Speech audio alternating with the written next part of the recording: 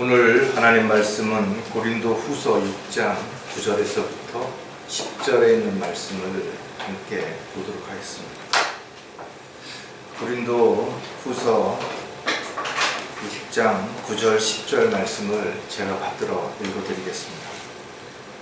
이름 없는 자 같으나 유명하고 죽은 자 같으나 보라 우리가 살아있으며 매를 맞았으나 죽지 아니하였고 슬퍼하는 자 같으나 항상 기뻐하며 가난한 자 같으나 많은 사람을 부유하게 하고 아무것도 없는 것 같으나 모든 것을 가졌느니라. 잠깐 말씀을 위해서 기도드리겠습니다. 생명의 근원이 되시는 위대하신 하나님 아버지, 저희들에게 영원한 생명을 허락하여 주시고 또 산 소망 가운데 살아갈 수 있는 특권을 주셔서 참으로 감사를 드립니다. 오늘도 주님 부활하신 첫날에 이렇게 사랑하는 형제 자매들을 한자리에 불러 모아 주시고 또 주님 앞에 사랑하는 형제 자매들이 입술로 찬양을 드리고 또 마음을 드리고 몸을 드리고 시간을 드리는 가운데 영과 진리로 경배를 드릴 때 주님 기뻐 받아주시고 또 저희들이 이 죄악된 세상을 살아가는 데 있어서 위로와 힘을 얻을 수 있는 귀한 시간이 되도록 도와주시옵소서. 마귀의 모든 공격과 방해를 막아주시고 또 저희들이 세상에 마음을 빼앗기거나 헛된 시간을 낭비하는 어리석은 삶이 아니라 더 이상 자신을 위해서 자신을 기쁘게 하거나 자기 뜻을 주장하기보다는 주님의 뜻과 계획에 따라서 온전히 주님을 기쁘시게 해드리는 그런 저희들의 삶이 매일 지속될 수 있도록 역사해 주시옵소서. 다시 오실 주님 간절히 사모하는 마음으로 매일 기다리는 가운데 각자 주어진 일터에서 늘 주님을 기쁘시게 해드리는 아름다운 성령의 열매가 맺어지는 그런 저희들의 생애가 주님 오실 때까지 한 사람도 달려갈 길을 포기하거나 낙오하는 일이 없도록 끝까지 지켜 보호해 주시옵소서.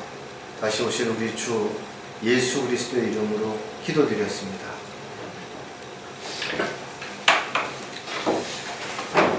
청소년들에게 다이엘 전화를 주면서 어떻게 거는지 아느냐라고 물었더니 대부분이 그 사용법을 몰랐다라는 거예요.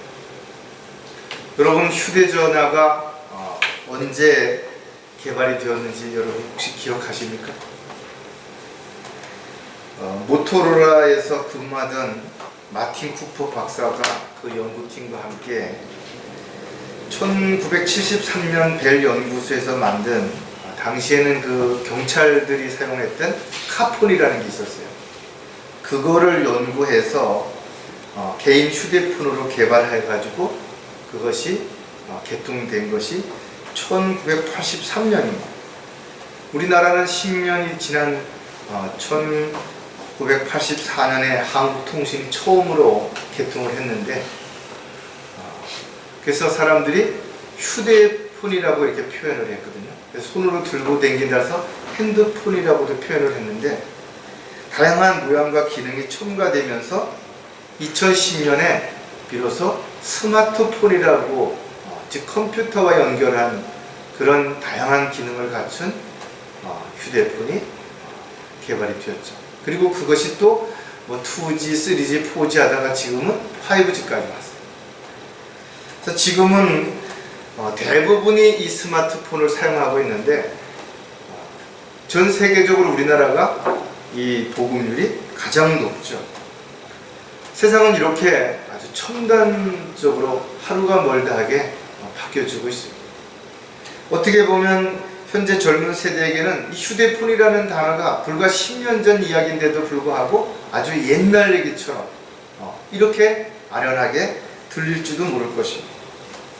흔히 교육에 있어서 100년 대계라는 말을 많이 하는데 즉 앞으로 100년을 내다보고 거기에 맞는 계획을 세워서 준비하고 어떤 방법이나 절차를 통해서 대비하는 그런 계획을 의미하는 거예요. 그러나 오늘날 교육은 수도 없이 바뀌었고 지금도 바뀌고 있죠. 앞으로 어떻게 바뀔지 아무도 예측할 수도 없습니다. 또 누군가가 새로운 사람들이 또 이 정책에 가담하게 되면 또 뜯어고치고 또 새로운 뭔가를 주장하게 될 것이지만, 하나님이 없는 교육은 결코 사람들을 바꿀 수도 없고 고칠 수도 없다는 거예요. 따라서 시대가 바뀌면서 유행이 바뀌고 사람들의 가치관이 바뀌고 또 의식 구조도 점점 바뀌고 있다 하더라도, 사람들이 더 편해지고 더 좋아졌다고 주장한다 할지라도 안타깝게도 행복 지수는 점점 낮아지고 있다는 거죠. 사람들은 더 많이 불평하고 있다는 것이. 그러다 보니 명예라든지 권력이라든지 지위를 얻는 수단으로 불법을 행하기도 하고 편법을 쓰기도 하는 것이.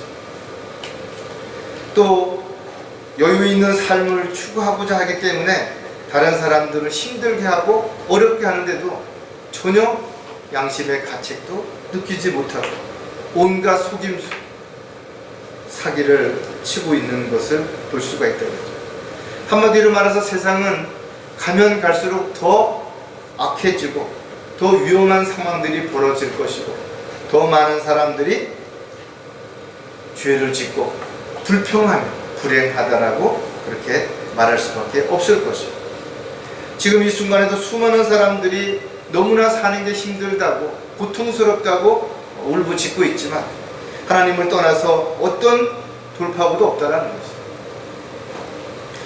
따라서 저와 여러분이 이 세상을 살고 있다면 과연 무엇을 하며 어떻게 살아야 될 것인가 이거죠. 우리는 그것을 세상이 아니라 바로 성경에서 답을 찾아야 될 것이고, 그 성경에서 답을 찾았다면 우리는 더 이상 육신적이고 세상적인 어떤 방법 외에 마음을 돌릴 수 없습니다. 오늘 설교 제목은 세상 사람들과 다르게 살아야 하는 세 가지입니다. 성경은 분명 그리스도인들이 이 세상 사람들과 동일한 방법, 동일한 가치관, 동일한 목적을 가지고 살아서는 안 되는 것을 분명하게 가르쳐주고 있는 것이. 또 만약에 저와 여러분이 세상 사람들을 흉내내면서 또 그들을 부러워하는, 그들이 하고 또 그들이 원하는 그런 방법대로 살려고 한다면 오히려 절대로 주님을 따를 수 없다는 것을 우리는 분명히 알 수 있죠. 성경은 분명 그리스도인들에게 세상과 일치하지 말라는 것이, 또 세상에 있는 것들도 세상도 사랑하지 말라는 것이다. 뿐만 아니라 사람들이 죄를 짓는 가장 근본적인 세 가지 이유가 육신의 정욕과 안목의 정욕, 또 세의 자랑이라고 분명히 가르쳐주고 있다 이거죠. 그렇다면 저와 여러분이 이 세상 사람들과 어떻게 다른 방법으로 다른 것들을 추구하면서 살 수 있는 것인가 이거죠. 세상 사람들은 시대에 발맞추어서 살려고 한다면 저와 여러분은 오히려 시대를 역행하고 세상 제도의 많은 부분들을 거역해야만 우리가 주님의 뜻과 계획 가운데서 살아갈 수가 있죠. 그러기 위해서 가장 먼저 우리에게 요구되는 것이 자신을 부인하는 것, 그리고 날마다 십자가를 지는 것이죠. 따라서 저와 여러분이 이 세상을 나그네요 순례자처럼 살아간다면 우리는 주님의 뜻 가운데서 주님이 원하시는 삶을 살아갈 수가 있을 것입니다. 그러나 내가 원하는, 내가 하고 싶은 내 방법을 앞세운다면 결국은 끊임없는 갈등과 방황 속에서 다시 세상으로 돌아가든지 아니면 주님의 뜻과 계획에서 벗어난 어리석은 삶을 살 수밖에 없다는 것이죠. 따라서 저와 여러분이 하나님의 말씀을 통해서 이 세상을 살아가는 동안 세상 사람들과 다르게 살아야 할 많은 것들이 성경에 기록되어 있지만 그 중에서 오늘 세 가지를 하나씩 살펴볼 것입니다. 첫 번째, 세상 사람들과 다르게 살아야 하는 한 가지는 무언가 하면 먼저 버려야 얻을 수 있다라는 것입니다. 세상 사람들의 생각과는 가치관과는 전혀 다르죠. 세상 사람들은 더 많이 쌓아 놓아야, 더 많은 걸 가져야 그래야 행복할 것이라고 생각하기 때문에 절대로 버리려고 하지 않아요. 따라서 세상 사람들의 욕심은 무언가를 더 많이 가졌다라고 자랑하게 되고, 더 새로운 것을 얻기 위해서는 수단과 방법을 가리지 않다 보니까 죄를 지을 수밖에 없다는 거예요. 또 그렇게 살지 못할 땐 불평하죠. 남을 탓하고 원망할 수밖에 없다는 거예요. 따라서 그리스도인들은 이 세상을 살아가는 동안 어떤 마음을 가지고 살아가야 되는 것인가 이거죠. 하나님의 말씀을 믿고 주님을 따르려고 하는 삶은 결코 평탄하지 않은 것이, 쉽지 않다 이거죠. 그래서 그 길을 가는 사람이 많지 않은 것이, 끝까지 그 길을 달려갈 길을 실족하지 않고 달려갈 수 있는 사람이 많지 않은 것입니다. 날마다 자신을 부인하는 것도, 십자가를 지는 것도 참으로 힘들고 어려운 삶이라는 것을 우리는 너무나 많이 경험했다라는 거죠. 따라서 더 많은 것을 얻으려고 하는 욕심을 버리지 않는 한 우리는 절대로 주님으로부터 주는 참된 평안과 기쁨을 얻을 수 없는 거죠. 마음의 여유를 가질 수 없다 이거죠. 주님이 주시는 더 좋은 영적인 것들을 얻을 수가 없는 거죠. 그래서 저와 여러분은 먼저 가진 것을 버릴 수 있으면 버리는 것부터 시작을 해야 되는 것이고, 또 필요하다면 나눌 수 있는 그런 삶이 반드시 되어야 된다. 분명 예수님께서 주는 자가 복이 있다고 말씀하셨다 이거죠. 내가 누군가에게 무언가를 줄 수 있다는 것은, 베풀 수 있다는 건 그 어려움에 처한 사람을 이해하고 그 어려운 사람의 입장을 알 수 있기 때문에 그것이 가능한 것이에요. 사람들은 자기가 힘들고 어려운 것은 누군가가 알아주기를 원하죠. 이해해주기를 원합니다. 도와주기를 원하는 거예요. 그러나 정작 자신 때문에 다른 사람이 힘들고 어렵다는 생각 안 하는 거예요. 또 다른 사람이 힘들고 어려운 걸 알면서도 외면하거나 모른 척한다. 사람이 많은 것을 가지고 있다고 해서 결코 만족한 것이 아니라는 것입니다. 오히려 많은 것을 가진 것 때문에 더 힘들어질 수도 있고 더 어려움에 처할 수도 있다는 것이죠. 저 여러분이 하나님의 뜻 가운데서 정말 살고자 한다면 사도 바울의 고백처럼 우리도 먼저 내가 가진 것, 내가 주장할 수 있는 것들을 버리고 오히려 주님이 허락하신 뜻과 계획 안에서 주님의 뜻과 사랑 안에서 우리가 자랑할 수 있는 삶을 살아갈 때 우리가 더 가치 있는 삶을 세상 사람들과 다르게 살아갈 수 있다는 거죠. 자, 그렇다면 먼저 버려야 얻을 수 있는 이유가 무엇인가 이거죠. 또 몇 가지를 생각해 보면 내 뜻을 버려야 주님의 뜻을 따를 수 있기 때문이다. 이 말을 거꾸로 이야기를 하면 주님의 뜻을 따르기 위해서는 내 뜻을 버려야 된다는 거예요. 내 뜻을 주장하는 한, 내 뜻대로 살고자 하는 한 절대로 주님을 따를 수 없다라는 것입니다. 사람들은 대부분 자신이 무엇을 보았는지, 또 얼마나 알고 있는지, 또 얼마나 경험했는지 그 안에서 모든 것을 판단하고 결정을 내리는 것이에요. 그래서 자신의 입장을 더 강력하게 주장할 수밖에 없고 모든 것을 나의 생각 위주로 말할 수밖에 없다 이거죠. 그러나 이런 쓸데없는 고집들이 다른 사람에게는 피해를 주고 상처를 주고 어렵게 만들고 또 어떤 조직이라든지 단체를 분열시키고 파괴하는 결과를 가져올 수도 있다는 거죠. 요즘 말로 소통이라는 말이 무색할 만큼 많은 사람들이 자기 주장만 세우고 있다 이거죠. 자기만 옳다라고 이야기하고 있다는 거죠. 지역교회는 다양한 지체들이 함께 모여서 주님을 섬기고 있기 때문에 우리는 자칫하면 사랑이라는 그 단어에 모든 것이 다 이해되고 다 용서되고 다 협력할 수 있는 것처럼 보일 수 있어요. 그러나 교회 안에는 영적으로 어린 지체들도 있고 영적으로 병든 지체들도 있고 또 육신적으로 많이 힘들고 지쳐있는 지체들도 있고 또 아직까지 버리지 못한 고집이라든지 자기 주장이라든지 이런 거를 주장하는 사람들도 있을 수 있기 때문에 서로가 더 많이 배려하고 기다려주고 이해하고 본을 보이고 이런 모든 사랑 안에서 섬기고 배려하는 것이 없다면 절대로 하나가 될 수 없다라는 거죠. 마가복음 8장 34절에 보면 주께서 무리를 제자들과 함께 불러 말씀하시기를 누구든지 나를 따라오려거든 자기를 부인하고 자기 십자가를 지고 나를 따르겠어. 그리스도인들은 교제할 때 나는, 내 생각에는, 내 입장에는, 내가 알기로는 이런 단어를 쓰면 안 되는 거예요. 물론 하나님께서 나에게 어떤 깨달음을 주셨고 어떤 간증을 주셨다면 그 간증을 그대로 주님의 영광을 드러내므로 인해서 주님께 영광을 돌려드리는 간증이 되어야 되는 거죠.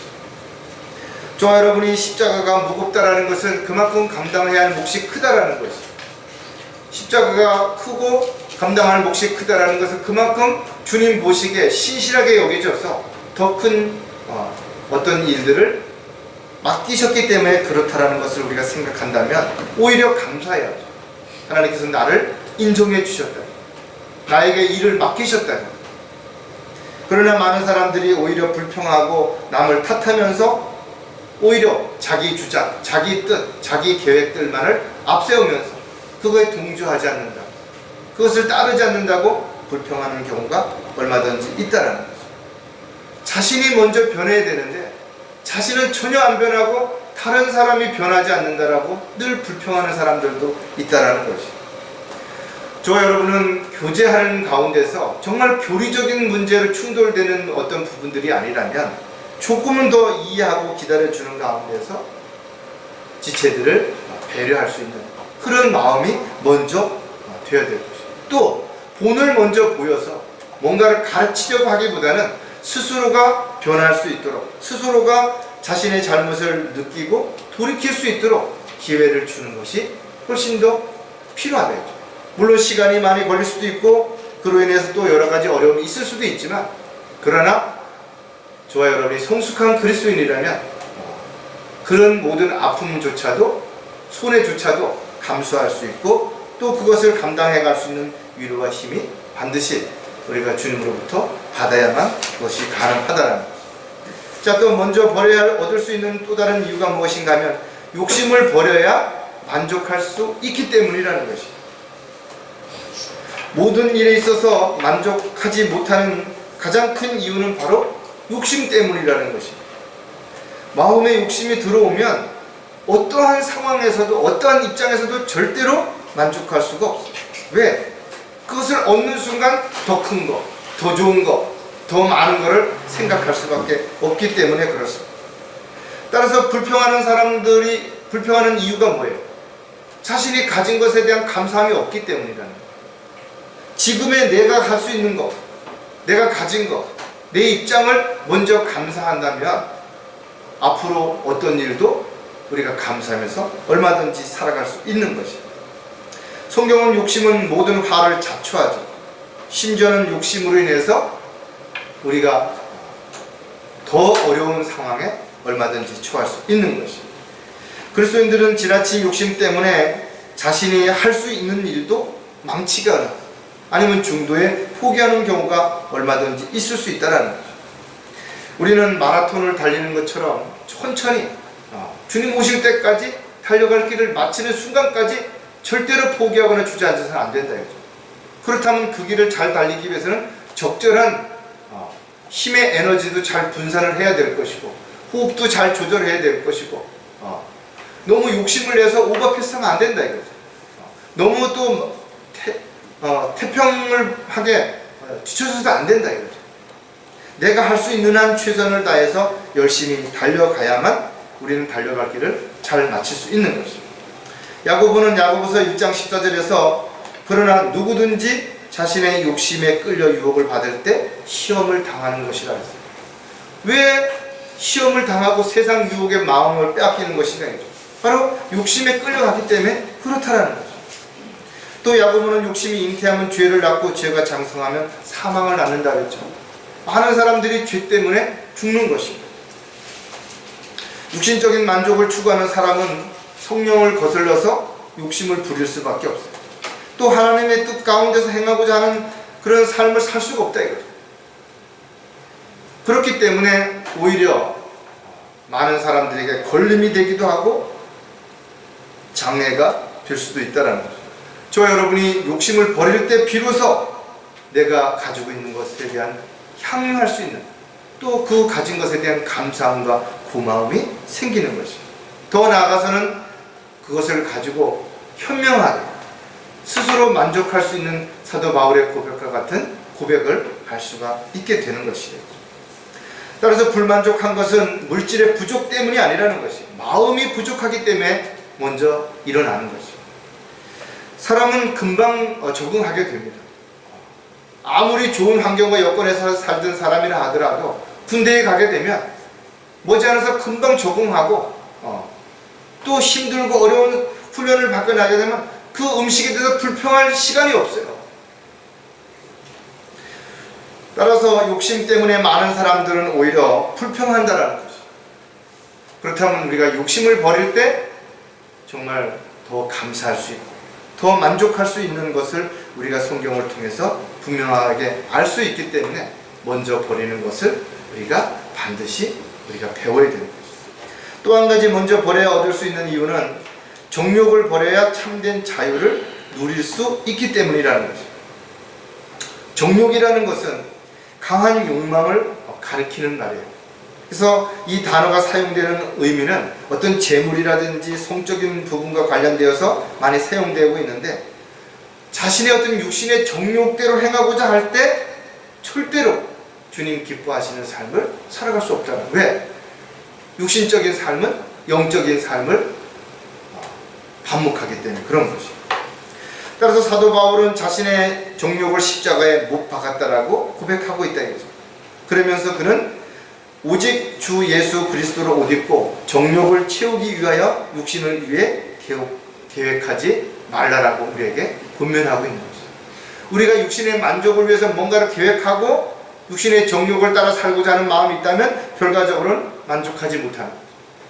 불평할 수밖에 없게 된다는 거죠. 베드로전서 4장 2절에도 보면 이는 그가 육체 안에서 자기의 남은 때를 더 이상 사람의 정욕을 따라 살지 않고 하나님의 뜻을 따라 살려 함이라. 여러분들 나이가 많으면 모든 부분에서 자유해지고 편안해지고 욕심도 버리고 그럴 거라고 생각하죠? 그렇지 않습니다. 권력은 나눌 수 없다라는 옛 말처럼 한번 권력을 잡은 사람들은 죽을 때까지 그 권력을 놓기 어려운 거예요. 마찬가지로 세상에서도 마찬가지로 얘기죠. 나이를 먹어도 욕심을 버리지 못하기 때문에 끝까지 그것을 움켜잡고 있다가 결국은 정말 죽기 직전에 가해서 내가 이럴 줄 알았다면 이렇게 살지 않았을까 하고 후회한다는 거죠. 따라서 타국인 같고 순례자 같은 삶을 살아야 한다는 것은 정말 아무나 할 수 있는 거 아니죠. 여러분들이 여행을 떠나서 보면 알겠지만 사실 여행을 가보면 괜히 많은 짐을 가져가 봐야 그 쓸데가 별로 없는 거예요. 정말 간소하게. 그래서 여행을 많이 다녀본 사람들은 어떤 사람인지 쉽게 공항에서 알 수 있는 것, 짐이 적은 사람, 이런 사람들은 여행을 많이 다녀본 사람. 저와 여러분도 마찬가지로 우리가 진리 안에서 말씀 안에서 더 성숙해지면 세상에 대한 이런 많은 부담이라든지 쓸데없는 걱정이라든지 염려, 이런 것들이 적어지겠죠. 마치 오랜 여러 번의 여행을 다녀온 사람처럼 아주 가볍게 편안한 그런 마음의 자유함을 얻을 수 있는 삶을 살아갈 수 있을 것입니다. 정욕을 위해 우리는 많은 사람들이 기도하고 있지만 그것이 응답되지 않는다는 사실을 알고 있다 이거죠. 정욕대로 행하고자 하는 기도가 응답이 안 되는 거예요. 마귀는 육신의 정욕과 안목의 정욕과 생의 자랑을 통해서 계속해서 우리를 넘어뜨리려고 하고 있다 이거죠. 우리가 여기에 넘어가면 뭔가 눈에 보이는 것, 또 사람들 앞에 자랑하고자 하는 것들, 자신의 육신의 만족을 채우고자 하는 이런 어떤 육신적인 것들, 이런 것들 때문에 우리가 죄를 짓게 되고 주님과의 관계가 멀어져서 오히려 영적인 삶이 아니라 육신적인 삶을 살아가는 어리석은 그리스도인이 될 수도 있다는 거예요. 따라서 세상 사람들은 뭔가를 많은 걸 얻어야만 행복하고 만족할 거라고 생각한다면 우리는 먼저 버리는 것부터 생각을 하면 오히려 더 좋은 것, 더 귀한 것, 더 소중한 것을 얻게 되는 그런 저와 여러분이 될 수 있을 것입니다. 자, 두 번째, 세상 사람들과 다르게 살아야 하는 또 한 가지는 먼저 낮추어야 높임을 받을 수 있다는 것입니다. 세상 사람들은 자기 스스로를 높이려고 요즘은 PR 시대라 해서 스스로 엄청나게 많은 프로필을 자랑하잖아요. 그러나 성경은 정반대로 가르쳐주고 있다는 것이. 세상 사람들은 이 세상에서 자신의 업적을 남기기 위해서 기념비적인 어떤 것들을 세우고 또 자서전을 쓰고 박물관이나 뭐 이런 어떤 것들을 지어가지고 자기 이름을 걸어서 뭔가를 남기려고 애를 쓴다 이거죠. 자신을 높이려고 하는 것은 타락한 인간의 옛성품 가운데 하나이기 때문에 당연할 것입니다. 거듭나지 않은 사람에게는 당연한 것이에요. 자신의 눈에 들보는 보지 못하면서 다른 사람의 눈에 티를 탓하는 이런 이유가 무엇인가 하면 교만하기 때문에 나는 괜찮고 너는 안 되는 것이에요. 나는 할 수 있고 너는 할 수 없다라고 생각한다. 하나님께서 만드신 피조물 가운데 가장 완벽하게 만들었던 루시퍼가 죄가 들어오기까지는 그가 어떻게 됐더랬어요? 완벽했죠. 그런데 죄가 들어오자마자 그가 자신도 하나님처럼 되기 위해서 하나님의 보좌를 넘봤던 것을 우리는 성경을 통해서 알 수 있다 이거죠. 하지만 반대로 예수님께서는 친히 낮아지셨어요. 인간의 모습으로 이 땅에 오셔서 자신의 생명까지 내어주셨기 때문에 하나님께서는 그를 높여서 하나님 우편에 앉아 계시도록 그리고 모든 심판을 맡기셨다는 거죠.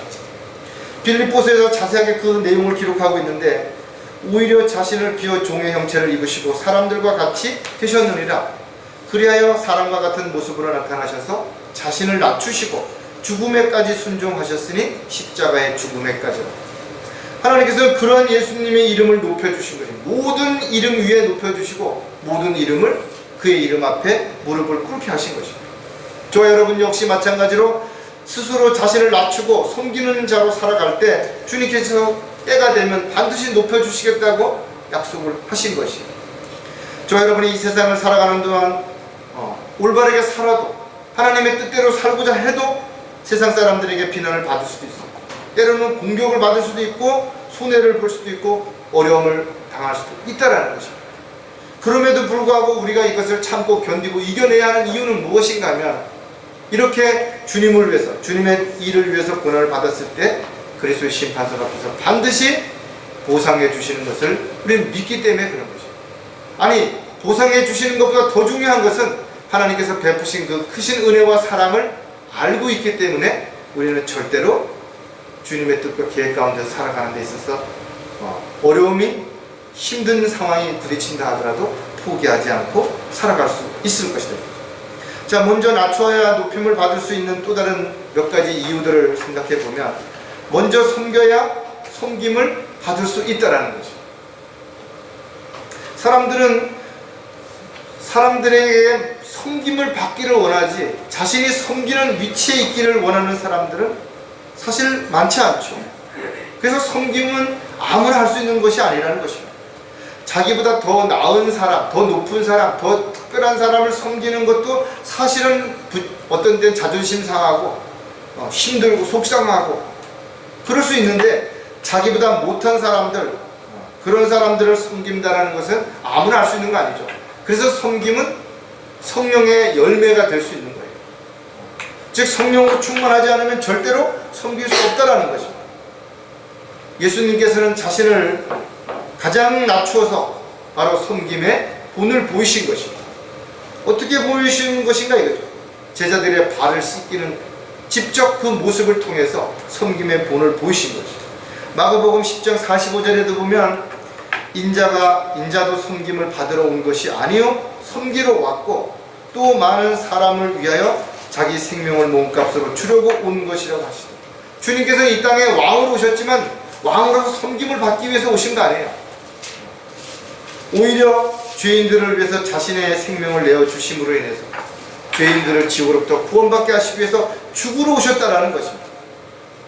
따라서 저 여러분이 주님을 따른다라는 것은 이런 섬김의 본을 보여주신 주님을 우리도 따르는 것이에요. 우리도 그대로 믿고 살아가는 것입니다. 히브리 기자는 하나님께서는 너희의 행위와 사랑의 수고를 잊으실 만큼 불의하지 아니하심이라. 그 사랑은 너희가 성도들을 섬겼고 또 지금도 섬김으로써 그분의 이름을 향해 보인 것이라. 저와 여러분이 이런 섬김의 삶을 살아가는 모든 것들을 주님 다 보고 계시는 것이에요. 그리고 낮아진 만큼 반드시 높여주는 때가 오게 될 것입니다. 따라서 은사를 주신 여러 가지 목적이 있지만 그 중에 하나가 바로 섬기게 하기 위해서 그렇게 주셨다는 겁니다. 따라서 사랑하는 지체들을 섬기는 것을 여러분들은 절대로 소홀히 해서는 안 된다. 여러 가지 그리스도인들이 갖춰야 할 덕목들이 있지만 바로 이런 섬기는 덕목이 어떻게 보면 가장 큰 덕목 가운데 하나인 것입니다. 여러분들이 섬길 때, 배려할 때, 사랑으로 함께할 때 결국 세상 사람들은 몰라주고, 아니 지체들조차도 그런 섬김에 대한 것들을 잘 몰라주고 이해하지 못한다 하더라도 주님은 반드시 거기에 대한 섬김에 대한 보상으로 여러분들을 높여주실 것을 우리는 분명히 알 수 있다 이거죠. 먼저 낮추어야 높임을 받을 수 있는 또 다른 이유는 무엇인가 하면 주어야 더 풍족하게 받을 수 있기 때문이라는 것입니다. 도움을 받아본 사람은 어려운 상황에 처해 있는 사람을 그냥 지나치지 못하죠. 인색할 수가 없어요. 왜냐하면 그 어려움에 처해 있는 사람의 입장을 너무나 뼈저리게 경험했기 때문에 그렇습니다. 정말 자신이 아파본 사람은 아파본 그 경험 때문에 아파하는 사람들을 그냥 지나치지 못한다 이거죠. 그것이 누가 시켜서 하는 일이 아니라는 거예요. 모든 사람들이 그러나 다 그렇지 않죠. 왜? 자기 욕심 때문에 자기만 생각하기 때문에 그렇다 이거죠. 그래서 자기가 힘들고 어려울 때 도움을 준 사람들을 알고 있으면서도 오히려 상황이 달라지면 배은망덕하게도 오히려 자신을 도와준 사람을 공격하고 그 반대편에 서서 말도 안 되는 궤변을 늘어놓거나 거짓말로 증언하는 그런 안타까운 사람들도 있죠. 예수님 제자들도 마찬가지죠.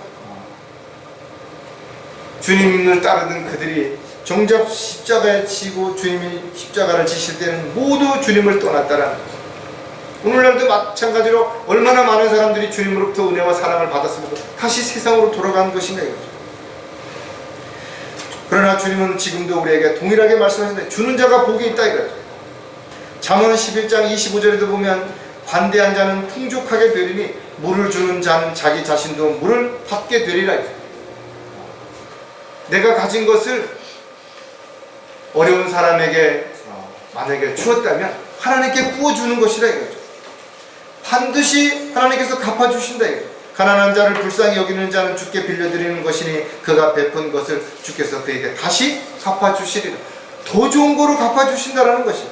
또 성경은 재물은 흩을지라도 늘어나나 지나치게 아끼면 궁핍하게 되느니라. 쌓아놓는다고 내 것이 아니라는 것이죠. 어떤 사람이 말하는 것처럼 내 돈이 어떤 게 내 돈이냐, 내가 언제든지 쓸 수 있는 그게 내 돈인 거예요. 많은 사람들이 돈을 가지고 있지만 좋은 부동산을 가지고 있지만 팔리지 않는다면 쓸 수 없다 이거죠. 도와준다는 것은 물질적인 것만으로 도와주는 것이 아니라는 거죠. 지체들이 힘들고 어려울 때 위로해주고 격려해주고 용기를 주는 것도 도와주는 거예요.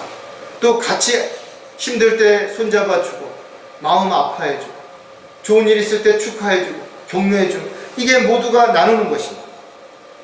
각자가 처한 상황이 다르고 할 수 있는 능력이 다르기 때문에 늘 일방적으로 어떤 사람만이 도와주는 거 아닙니다.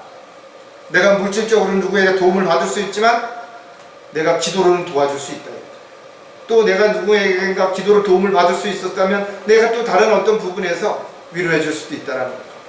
따라서 그리스도인들은 서로를 풍족하게 해줄 수 있는 그런 삶을 살아가기 위해서는 서로를 사랑하고 또 서로를 높이는 그런 겸손한 상태로 매일매일을 살아갈 수 있어야 될 뿐만 아니라 주는 자가 복이 있다는 주님의 말씀을 한순간도 잊어서는 안 될 것입니다.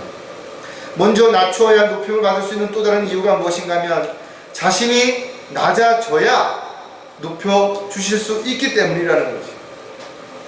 어떤 사람이 일어날 수 있어요? 넘어진 사람이 일어날 수 있는 것입니다. 가장 낮은 위치에 있어야 가장 높은 곳으로 올라갈 수 있는 기회가 주어질 수 있는 것입니다. 인간의 타락한 옛성품은 자신을 낮추기보다는 높이려는 성향이 크기 때문에 스스로 자신을 낮추는 것은 사랑의 힘이 없이는 불가능한 것입니다. 사람들에게는 남을 무시하고 자신을 높이려는 교만한 마음이 대부분 다 있다라는 것입니다. 따라서 그리스도인들은 자신을 늘 살펴보고 내 안에 어떤 찌꺼기들이 남아있는지를 반드시 점검해 볼 필요가 있는 것입니다. 또 자신이 혹여라도 교만하거나 자만해서 다른 사람들을 무시하거나 함부로 업신여기고 있지는 않은지를 점검해 봐야 된다. 누구나 완벽한 사람 아무도 없어요. 비록 저 사람이 나보다 세상적인 어떤 지식이 부족한 것처럼 보일더라도 또 어떤 면에서는 나보다 더 많은 경험을 할 수 있다 이거죠. 또 어떤 사람은 나보다 더 잘하는 어떤 재주를 가지고 있을 수 있다 이거죠. 그렇기 때문에 우리는 모두가 다 서로를 위해서 얼마든지 섬기고 상대의 필요한 것들을 채워줄 수 있는 위치에 있다라는 거예요. 따라서 내가 누군가를 도와줄 수도 있고 때로는 힘들고 어려울 때 도움을 받을 수도 있죠. 절대로 그것이 부끄러운 일은 아니라는 거죠. 그러나 내가 아무런 노력도 하지 않고 아무것도 하지 않는 게으른 삶을 살면서도 늘 누군가가 나를 도와줘야 된다고 이야기하는 것은 그리스도인의 자세가 될 수 없다는 거예요. 누가복음 14장 11절에 보면 누구든지 자신을 높이는 자는 낮아질 것이요 자신을 낮추는 자는 높아지리라고 하시더라. 어떤 잔치에 초대됐는데 자신이 주인하고 잘 아는 사람으로 착각해서 가장 높은 자리에 앉았더니 오히려 다른 사람이 왔을 때 미안하지만 자리 좀 밑으로 양보해달라고 이런 말을 듣는 것보다는 겸손하게 가장 낮은 자리에 앉았더니 주인이 와서 왜 여기 있냐고 나를 따라오라고 가장 높은 자리로 안내해. 여러분 어떤 삶을 살아야 되는 것인가 이거죠. 자신이 무엇을 할 수 있다고 자랑하기보다는 자신에게 주어진 삶에 최선을 다하고 열심히 살아갈 때 자신을 통해서 하나님의 은혜와 사랑이 그리스도의 향기로 드러나고 또 아름다운 어떤 열매로 드러날 때 사람들은 그를 높여주실 거라고 존중할 것이다 이거죠. 옳도다 그들은 믿지 아니함으로 꺾여졌고 나는 믿음으로 섰느니라. 높아지려는 생각을 품지 말고 도리어 두려워하는 거죠. 저 여러분이 자신이 어떤 높은 위치, 어떤 좋은 위치에 있다면 그만큼 두려워하는 거예요. 왜? 내가 그런 위치에 있으면 자신도 모르게 우쭐하고 자랑하고 사람들을 업신여기고 이런 상황이 일어날 수 있기 때문에 그런 거예요. 그래서 우리는 어떤 상황에 처했다 하더라도 나는 주님의 종이요 주님의 일꾼이라는 사실을 생각을 한다면 나는 지금 주님의 심부름을 와 있고 주님의 일을 대행하고 있다면 내가 나로 인해서 이 자리에 있는 것이 아니라는 그 마음을 가질 수 있죠. 그러면 교만해지지 않는 거예요. 그리고 하나님의 사랑하는 사람들이 비록 나보다 낮은 위치에 있고 못한 위치에 있다 하더라도 그들 역시 하나님의 가장 사랑받는 자녀들이라고 생각한다면 어떻게 함부로 대할 수 있고 함부로 무시할 수 있겠냐는 거죠. 바로 이런 것들을 우리가 생각한다면 더 자신을 낮추고 더 겸손하고 더 낮아질 때 오히려 그런 우리를 통해서 그리스도의 향기가 나타나고 아름다운 열매가 맺어지고 주님이 높여주는 그런 보상을 받는 때가 반드시 오게 될 것입니다. 자, 마지막으로 세상 사람들과 다르게 살아야 하는 또 한 가지는 뭔가 하면 먼저 죽어야 살 수 있다는 것입니다. 어떻게 보면 참 이해하기 어렵겠죠. 죽어야 어떻게 죽으면 그만인데 어떻게 살 수 있느냐라고 이야기하는 사람들도 있을 수 있다 이거죠. 세상 모든 사람들이 정말 죽지 않고 오래오래 살기를 원하지만 그러나 모든 사람은 다 죽는다 이거죠. 이 정해진 때는 하나님의 법이기 때문에 누구도 바꿀 수 없는 거예요. 그 시기가 좀 빠를 수도 있고 좀 늦을 수도 있겠죠. 그 장소가 편안한 모습으로 죽을 수도 있겠고 고통 가운데 죽을 수도 있겠지만 결과적으로 죽는 것은 모두 동일하다라는 것이죠. 죽음을 부인하고 거절한다고 해서 피해갈 수 있는 사람 아무도 없다 이거죠. 그러나 주님은 우리에게 영원히 살 수 있는 영생을 선물로 주시겠다고 약속하셨고 저와 여러분은 그 사실을 믿음으로 모두 받은 사람들이라 이거죠. 얼마나 감사한 일이냐 이거죠. 그러나 지금도 수많은 사람들이 좀 더 살기 위해서 수단과 방법을 가리지 않음에도 불구하고 영원한 생명을 선물로 주시는데 이것을 스스로 거부해버리는 것이 얼마나 어리석은 삶을 살아가는 것이냐. 누구든지 자기 생명을 구하고자 하면 잃을 것이요 누구든지 나와 복음을 위하여 자기 생명을 잃으면 구하리라 했습니다. 저와 여러분이 십자가에서 죽은 것으로 여기면 십자가를 통해서 다시 살 수 있는 영생을 선물로 받게 되는 것입니다. 또 증거는 이것이니 하나님께서 우리에게 영생을 주신 것과 이 생명이 그의 아들 안에 있다는 것이라.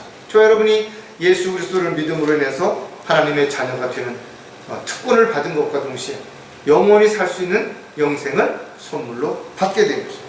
따라서 우리는 죽어도 다시 살 것이고, 주님이 오시게 됐을 때, 우리가 죽었다면 부활했을 때 더 이상 썩지 아니할 몸으로 영광스러운 주님의 몸과 같이 변화돼서 주님과 함께 영원히 살게 될 것입니다. 자, 따라서 저와 여러분이 이런 생각들을 가지고 있다면 또 우리는 어떤 자세로 살아가야 될지에 대해서 몇 가지를 생각해 보는데, 먼저 죽어야 살 수 있는 이유는 첫 번째, 날마다 죽어야 의롭게 살 수 있기 때문이라는 거예요.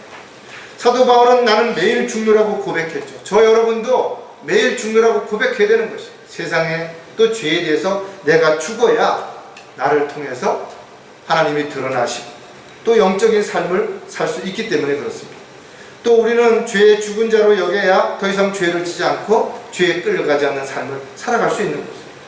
로마서에도 보면 이와 같이 너희도 너희 자신을 정령 죄에게는 죽은 자요 예수 그리스도 우리 주로 말미암아 하나님께는 산 자로 여기라.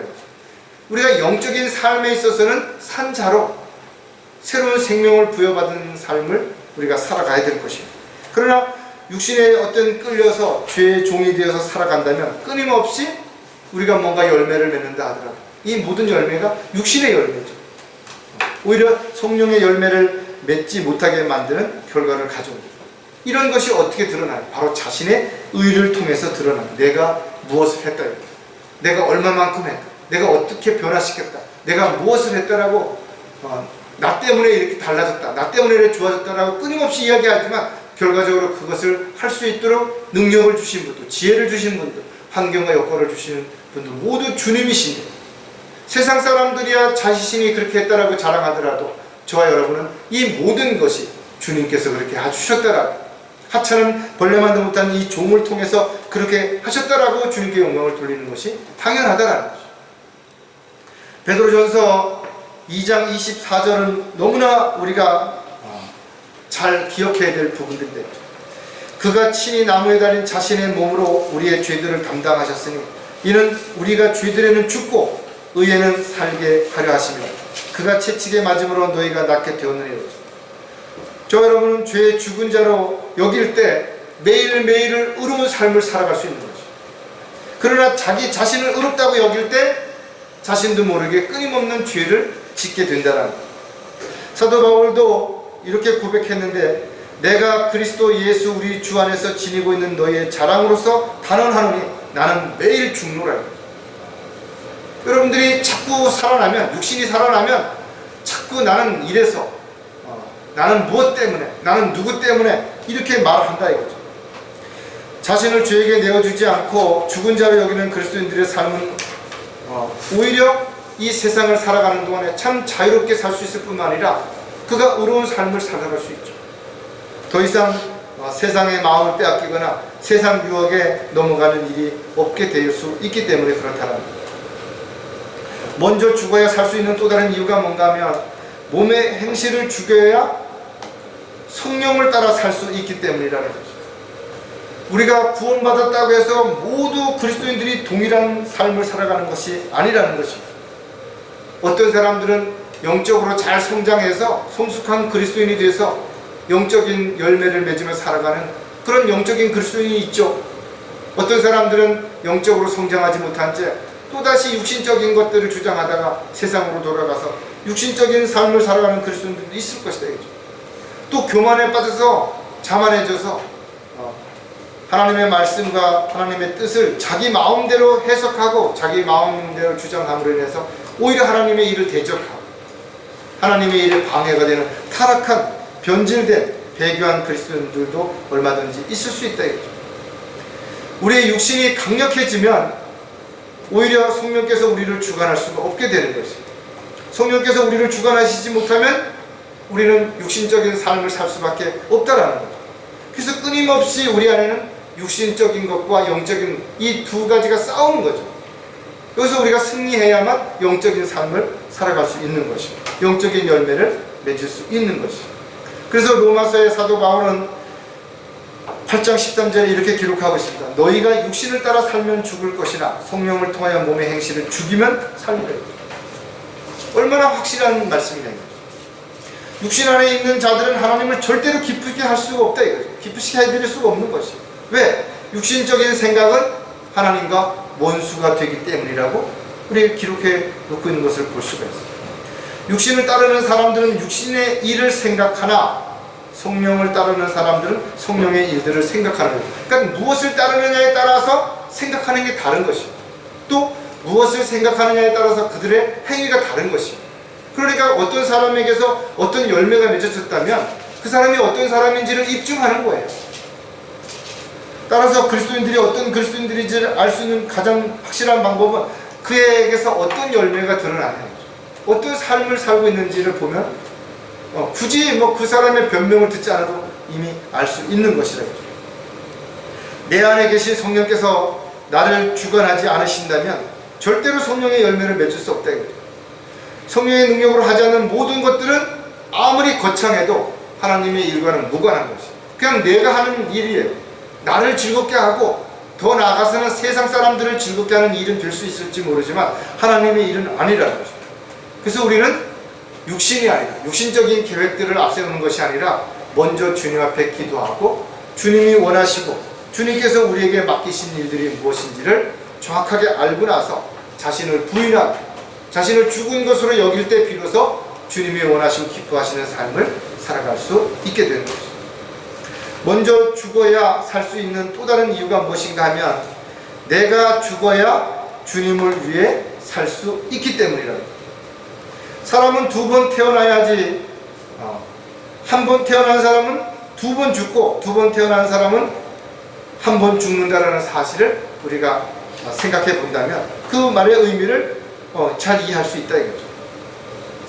거듭나지 않은 사람들은 이 말의 의미를 알 수가 없어요. 니고데모처럼 내가 어떻게 어머니 뱃속에 다시 들어갔다 나올 수 있느냐, 이렇게밖에 이야기할 수 없다 이거죠. 따라서 거듭남에 대해서 세상 사람들은 이해하기 어렵죠. 그것을 세상적인 지식으로 설명할 수 없다 이거죠. 영적인 눈이 뜨어야 영적인 것들을 알 수도 있고 이해할 수도 있고 볼 수도 있는데, 영적인 눈이 뜨여지지 않은 사람에게 영적인 것들을 이야기했을 때 주님께서 말씀하셨던 것처럼 너희가 세상에 일어나는 일들도 이해할 수 없는데 하늘에 있는 것들을 이야기했을 때 어떻게 그것을 이해하고 받아들일 수 있겠냐라는 것이. 오늘날도 마찬가지죠. 거듭나지 않은 사람들에게 성경에 있는 진리를 이야기했을 때 어떻게 그들이 그것을 이해하고 받아들일 수 있겠어요. 그러니까 이런 이야기들을 하는 사람들을 부담스러워하고 그냥 세상적인 어떤 기복신앙을 이야기하는 그런 사람들을 좋아하죠. 그래서 마지막 때가 어떻다 그랬어요.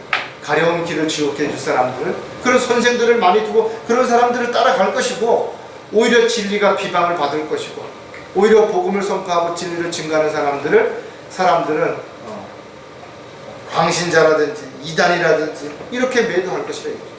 수많은 사람들이 교회가 배교할 것을 성경은 기록하고 있다. 자, 그렇다면 구원받은 그리스도인들이 어떻게 살아야 되는 것인가? 갈라디아서 2장 20절에서는 내가 그리스도와 함께 십자가에 못 박혀 있으나 그럼에도 나는 살아있노라. 그러나 내가 사는 것이 아니요 그리스도께서 내 안에 사시는 것이라. 이제 내가 육신 안에서 사는 삶은 나를 사랑하시어 나를 위해 자신을 주신 하나님의 아들을 믿는 믿음으로 사는 것이라. 저 여러분이 이런 말씀을 기억한다면 또 고린도 교회의 사도 바울이 권면한 고린도 후서 5장 15절도 반드시 기억하고 있을 것이다 이거죠. 그가 모든 사람을 위하여 죽으신 것은 산 자들이 이제부터는 더 이상 자신을 위하여 살지 않고 자기들을 위하여 죽었다가 다시 살아나신 그분을 위하여 살게 하려는 것이다. 구원받은 그리스도인들이라면 모두 진리의 지식으로 성장해야 되는 것이다. 또 성숙한 그리스도인이라면 자신을 위해서가 아니라 주님을 위해서 자신을 매일 죽은 것으로 여기고 영적인 삶을 살아야 되는 것이다.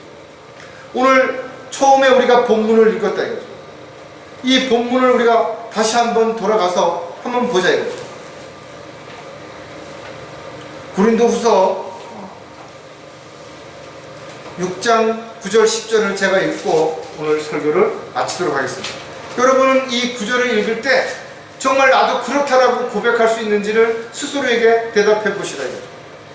이름 없는 자 같으나 유명하고 죽은 자 같으나 보라 우리가 살아있으며 매를 맞았으나 죽지 아니하였고 슬퍼하는 자 같으나 항상 기뻐하며 가난한 자 같으나 많은 사람을 부유하게 하고 아무것도 없는 것 같으나 모든 것을 가졌느니라. 여러분들이 이런 고백을 할 수 있다면 여러분 행복한 그리스도인이죠. 여러분들이 성숙한 그리스도인이 분명하다는 것입니다. 저와 여러분 모두가 이와 같은 고백을 통해서 주님을 기쁘시게 해드리는 그런 삶이 매일 지속되는 그런 열매 맺는 저와 여러분이 되시기를 주님의 이름으로 부탁을 드리겠습니다. 기도하겠습니다.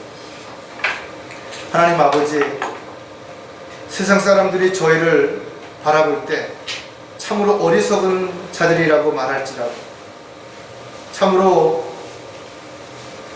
가난하고 별 볼 일 없는 그런 낙오된 삶을 살아가는 자들처럼 비난한다 할지라도 저희들이 말씀을 통해서 다시 한번 더 많은 것, 더 좋은 것, 더 귀한 것을 가지고 있고 또 그것을 향유함으로 인해서 매일매일 감사가 넘치는 삶을 살 수 있다는 사실을 다시 한번 마음 깊이 깨달을 수 있게 해주심을 감사를 드립니다.